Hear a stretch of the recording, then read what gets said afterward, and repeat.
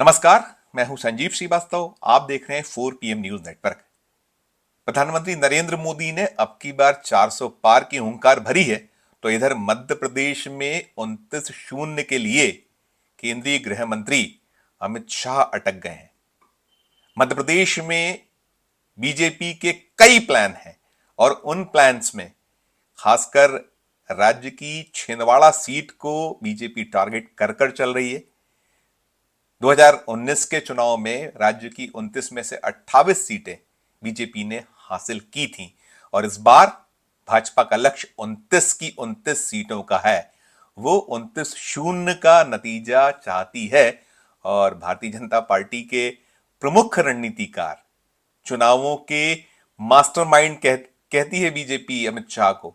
उन्होंने भाजपा को जो लक्ष्य दिया है मध्य प्रदेश की इकाई को, और साथ साथ वे स्वयं और केंद्र का उनका पूरा का पूरा कुनबा इस उधेड़बुन में है कि मध्य प्रदेश में इस बार नतीजों को 29 शून्य के लक्ष्य के जो एक घोषणा है उसको मूर्त रूप देकर ही दम लिया जाए। और उसी क्रम में बीजेपी आगे बढ़ रही है। भारतीय जनता पार्टी ने मध्य प्रदेश की 29 में से 24 लोकसभा सीटों के प्रत्याशियों की घोषणा कर दी है।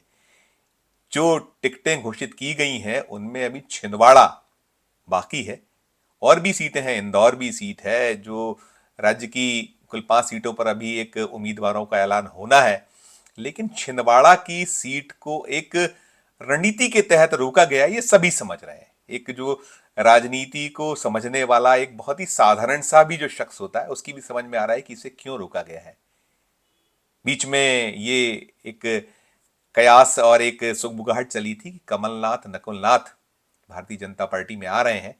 जो प्लान वन था, हम कह सकते हैं, जैसे प्लान वन जो चला था और कहीं ना कहीं भारतीय जनता पार्टी की ओर से इशारा था, शायद इसीलिए चलता रहा था। और अभी भी बीजेपी ने उम्मीद आस नहीं छोड़ी है, जबकि कमलनाथ नकुलनाथ की ओर से सफाई आ गई है कि वे कहीं नहीं जा रहे हैं।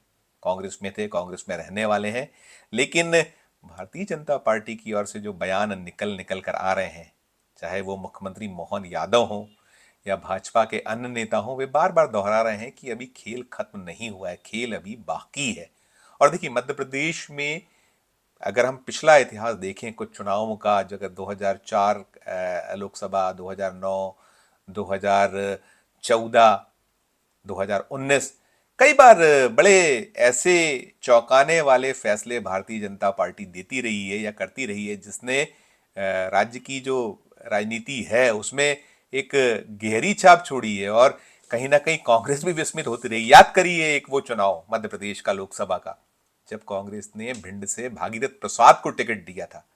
भागीरथ प्रसाद एक रिटायर्ड नौकरशाह, एक रिटायर्ड भारतीय प्रशासनिक सेवा के अफसर, जो पहले भी कांग्रेस के कृपा पात्र रहे थे। चुनाव उन्होंने हाथ से जीता था कांग्रेस के टिकट पर, लेकिन जब टिकट घोषित होने के बाद अचानक वे पलट गए थे और उसके बाद ना केवल पलटे थे बल्कि वे बीजेपी की गोद में जा बैठे थे और बीजेपी ने उसी भिंड से भागीरथ प्रसाद को टिकट दी थी। तो कुछ भी संभव है, कुछ भी मुमकिन है। अभी कांग्रेस की सूची आनी है।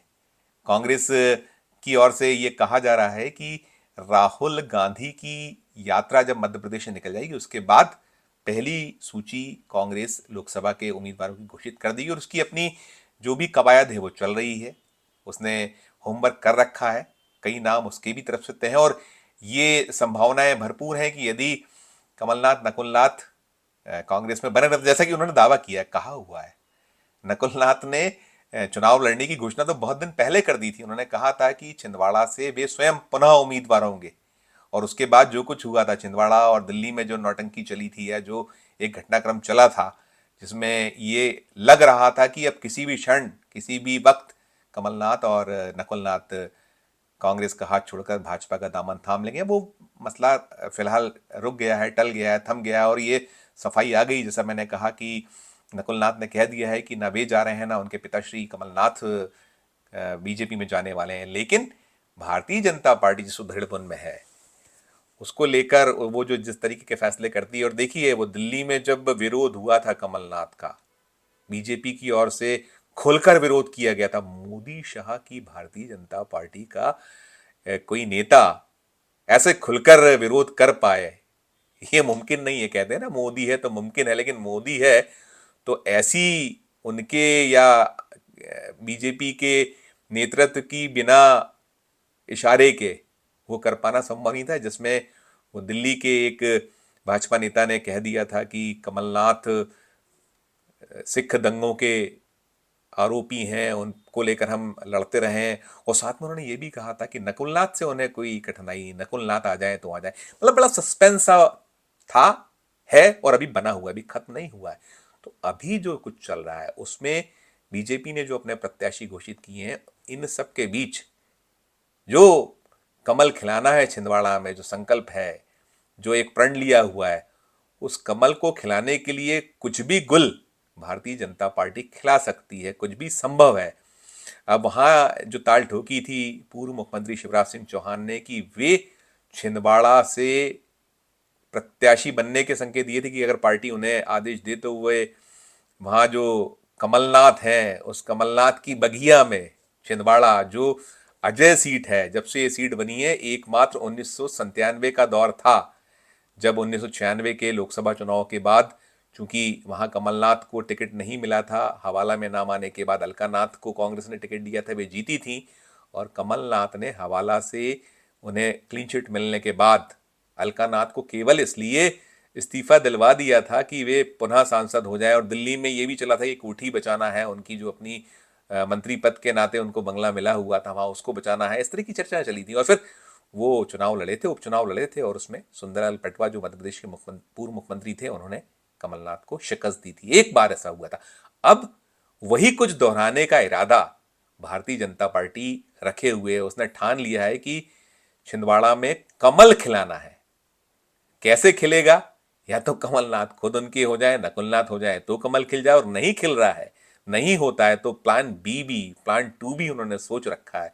और प्लान टू में जो निकल कर आ रहा है, अभी जो सूची आई है उस सूची में एक नाम छूटा हुआ है, और पूरी संभावना है, संकेत है ऐसे कि भारतीय जनता पार्टी को यदि नकुलनाथ कमलनाथ के सामने यदि अब जो बदले हुए हालातों में नकुलनाथ को कांग्रेस टिकट देती है या जो भी उसका आदेश होता है वहां, उन परिस्थितियों में नकुलनाथ कमलनाथ को शिकस्त देने के लिए या कांग्रेस का जो प्रत्याशी होगा उसे कैसे शिकस्त दी जाए, इसके लिए जो नाम है वो नाम है मध्य प्रदेश के पूर्व मंत्री, भारतीय जनता पार्टी मध्य प्रदेश के एक बड़े ऐसे नाम चेहरा, भले ही अभी वो मध्य प्रदेश विधानसभा 2023 के चुनावों को हार गए थे, अपनी सीट हारे थे, उन्हें लेकर बड़ा एक ऐसा स्थिति रही थी कि निकल कर आ रहा था कि कमजोर है उनकी स्थिति, और वो चुनाव हारे।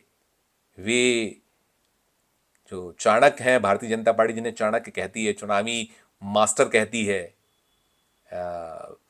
अपना केंद्रीय गृह मंत्री अमित शाह, उनके लखते जिगर, उनके खासुल खास, उनके कृपा पात्र नरोत्तम मिश्रा, संभावनाएं, संकेत यही निकल कर आ रहे हैं कि अभी जो आने वाले दिनों में कांग्रेस का क्या रुख होता है, कमलनाथ नकुलनाथ का कदम क्या होता है, उसके मद्देनजर हालात अगर बनते हैं कि वहां नकुलनाथ कमलनाथ और कांग्रेस को शिकस्त देने जैसे हालात बनते हैं, या अन्य उम्मीदवार भी कोई होता है, आप कुछ भी नहीं कह सकते। देखिए जैसा भारतीय जनता पार्टी करती है, अब कुछ वैसे ही फैसले कांग्रेस में भी हो रहे हैं। और कांग्रेस इसलिए भी अब थोड़ा सख्त हो रही है कि जो कुछ अभी एपिसोड हुआ, उस एपिसोड के बाद आज निकल कर आया कि राहुल गांधी ने वैसी तवज्जो कमलनाथ को नहीं दी। आज जब वो मध्य प्रदेश में अपनी यात्रा लेकर मुरैना से प्रविष्ट हुए, और अभी वो 6 मार्च तक यहाँ मध्य प्रदेश में रहने वाले हैं, तो उन सब के बीच कुछ भी हो सकता है, कुछ भी संभव है। राजनीति है, राजनीति तो संभावनाओं का ही खेल माना जाता है। तो ऐसे में बड़ा नाम जो निकल कर आता है, जो मशक्कत रही है, अभी टिकटों की कवायद रही थी, नरोत्तम मिश्रा का नाम भोपाल की पैनल में था, मुरैना से उनका नाम लिया गया था। साथ साथ ये भी कहा गया था कि ऐसा कुछ हालात बने तो ग्वालियर से भी उन्हें चुनाव लड़ा जा सकता है। और नरोत्तम मिश्रा ऐसा चेहरा बन चुके हैं मध्य प्रदेश में कि उन्हें पूरा मध्य प्रदेश जानता है। छिंदवाड़ा से भी वे भिग गए हैं और उनको भी छिंदवाड़ा या मध्य प्रदेश पूरा जानता है। तो कुछ भी संभव। और इसके साथ साथ जैसा अभी शिवराज सिंह चौहान के साथ हुआ कि उन्हें दिल्ली ले जाने का मूड दिखाया गया, उन्हें विदिशा से टिकट दिया गया है, राज्य की राजनीति से दूर रखने की बात है, तो ये भी निकल कर आ रहा है कि नरोत्तम मिश्रा के लिए पार्टी ने जरूर कुछ ना कुछ सोच रखा है। वे मध्य प्रदेश में जो 2020 में पुनः भारतीय जनता पार्टी की सरकार बनी थी, उसमें बहुत अहम रोल नरोत्तम मिश्रा का रहा था। और अनेक अवसरों पर जो तोड़फोड़ की राजनीति मोदी शाह युग में शुरू हुई है, मध्य प्रदेश में उसके मास्टरमाइंड नरोत्तम मिश्रा माने जाते हैं। वो इसको सामंजस्य बनाते हैं। अभी भी जो दल बदल हो रहे हैं, हर दल बदल में कांग्रेस के लोग हों या अन्य दलों के लोग हों, जब वो बीजेपी में शामिल होते हैं तो नरोत्तम मिश्रा प्रमुखता से दिखते हैं। तो ये साफ नजर आ रहा है कि पार्टी का भरोसा उन पर भरपूर है, पार्टी उन्हें तवज्जो पूरी तरह से दे रही हो। अब एक चीज और भी है, यदि ये सब जो संकेत मिल रहे हैं, जो संभावनाएं बन रही है, वैसा कुछ होता है और कहीं छिंदवाड़ा में वो कमल नहीं खिल पाता है जिसकी उम्मीद लगाकर बैठी है बीजेपी, उसके रणनीतिकार मोदी शाह, तो उन हालातों में भी यदि जो मैंने कहा ऐसे हालात बनते हैं कि वहां से प्रत्याशी नरोत्तम मिश्रा को बना दिया जाता है, होते हैं वे, जिसकी की संभावनाएं बहुत प्रबल हैं, साफ संकेत हैं कि अब आर पार की लड़ाई है छिंदवाड़ा को लेकर, तो सब कुछ करेगी बीजेपी। और उसमें कहीं कोई सफलता नहीं मिलती तो उसके बाद का भी प्लान ये मोदी शाह के द्वारा सोच लिया गया। ऐसी सूचनाएं, ऐसे संकेत निकल रहे हैं और उसके तहत ये तय है कि अब जो मध्य प्रदेश में सिनेरियो है उसमें 28 जैसी स्थिति तो बनने की संभावनाएं भरपूर लग रही हैं, भरपूर हैं। और गुना सीट अब की बार ज्योतिरादित्य सिंधिया गंवा देंगे, हार जाएंगे, इसकी संभावनाएं भी ना के बराबर हैं। और ऐसा कुछ हुआ तो राज्यसभा की एक सीट खाली हो जाएगी और राज्यसभा के लिए एक रास्ता बना रहेगा नरोत्तम मिश्रा के लिए। साथ साथ भारतीय जनता पार्टी के प्रदेश अध्यक्ष का भी पद है जो फिलहाल एक्सटेंशन पर है। और अभी जो बीजेपी के प्रदेश अध्यक्ष वी डी शर्मा हैं, वे खजुराहो से उम्मीदवार घोषित कर दिए गए, तो खजुराहो भी बड़ी सुरक्षित सीटों में शुमार है। वो सीट भी बीजेपी सदैव जीती है। और इस बार तो भारतीय जनता पार्टी ये दावा कर रही है कि पिछली बार हम 4.5 लाख प्लस से जीते थे, इस बार वो जो चुनाव का परिणाम होगा वो बहुत अप्रत्याशित होगा, 5-6 लाख, 6 लाख, 7 लाख भी हो सकता है, ऐसा मानकर चली। तो बहरहाल वो सीट यदि जीतते हैं तो बीजेपी प्रदेश अध्यक्ष का पद खाली होगा। इसके साथ साथ विदिशा जो पारंपरिक सीट है बीजेपी की, उस गढ़ में 5 बार के पूर्व सांसद मध्य प्रदेश के पूर्व मुख्यमंत्री शिवराज सिंह चौहान उम्मीदवार हैं। यदि वो जीत जाते हैं, और जीतना है, सुनिश्चित सा है, उस सीट को भी वो हार जाएंगे तो मान के चलिए फिर देश में भारतीय जनता पार्टी की जो 272 की सीटों का तक पहुंचना तो संभव ही नहीं होगा। और वे जीतेंगे तो बुधनी सीट खाली होगी। तो नरोत्तम मिश्रा के लिए बहुत सारे विकल्प खुले हुए हैं और यह तय है कि भारतीय जनता पार्टी, उसके पैरोकार, उसके रणनीतिकार, जिसके नरोत्तम मिश्रा लगते जिगर हैं, यानी कि बहुत शीघ्र या तो नरोत्तम मिश्रा केंद्र की राजनीति में नजर आएंगे, और केंद्र की राजनीति में नजर नहीं आते हैं तो बहुत प्रबल संभावना है कि वे बुधनी सीट से शिवराज सिंह के सक्सेसर बन के मोहन यादव सरकार में फिर, जैसी वो पिछले 20 सालों के दौरान में जो अधिकतम समय, अगर 15 महीने का कमलनाथ का कार्यकाल छोड़ दिया जाए तो पूरे समय भारतीय जनता पार्टी की सरकार रही है। और वे एक अभी हाल के जो आखिरी दौर रहा है शिवराज सिंह चौहान का, ये चौथी पारी या तीसरी पारी, उसमें विधानसभा को वो बैठकर नीचे से ही चलाया करते थे। वो मंत्री थे और मंत्री पद पे रहते हुए आसंदी को चलाया करते थे। वैसे हालत तो नहीं, लेकिन हाँ ये सुनिश्चित सा है कि मोहन यादव सरकार में भी उन्हें जगह मिल सकती है। तो राजनीति संभावनाओं का जैसा खेल है, उसी तरीके की संभावनाएं यहां बन रही हैं। और नरोत्तम मिश्रा के भविष्य को लेकर जो लोग सवाल उठा रहे हैं या सोच रहे हैं कि नरोत्तम मिश्रा का जो फिलहाल जो राजनीति के मुख्य धारा में रहने का दौर है थमसा गया है, अभी उन्हें और लंबा इंतजार करना है, तो मैं तो ऐसा मानकर चल रहा हूं कि वो दिन दूर नहीं जब नरोत्तम मिश्रा, चाहे वो केंद्र हो या मध्य प्रदेश हो, दोनों की जो राजनीति की मुख्य धारा है उससे जुड़े नजर आएंगे। इस वीडियो में फिलहाल इतना ही। हम फिर किसी नई वीडियो के साथ आपके समक्ष उपस्थित होंगे। हमारी नियमित अपील की हमारे मध्य प्रदेश के इस चैनल को लाइक कीजिए, सब्सक्राइब कीजिए। हमारे इस चैनल को यदि आपने ज्वाइन नहीं किया है तो इसमें ज्वाइन का बटन जरूर दबाइए और साथ में बेल आइकन भी दबाइए ताकि हमारी मध्य प्रदेश की हर खबर आपको निर्बाध रूप से मिलती रहे। हमारे इस वीडियो को अधिक से लोगों शेयर भी कीजिए और हमारे इस वीडियो के कमेंट बॉक्स में जाकर वीडियो को लेकर कमेंट जरूर कीजिए कि वीडियो आपको कैसा लगा। और देखते रहिए 4 PM Madhya Pradesh, 4 PM national और 4 PM हमारे अन्य राज्यों के चैनलों को। धन्यवाद, नमस्कार।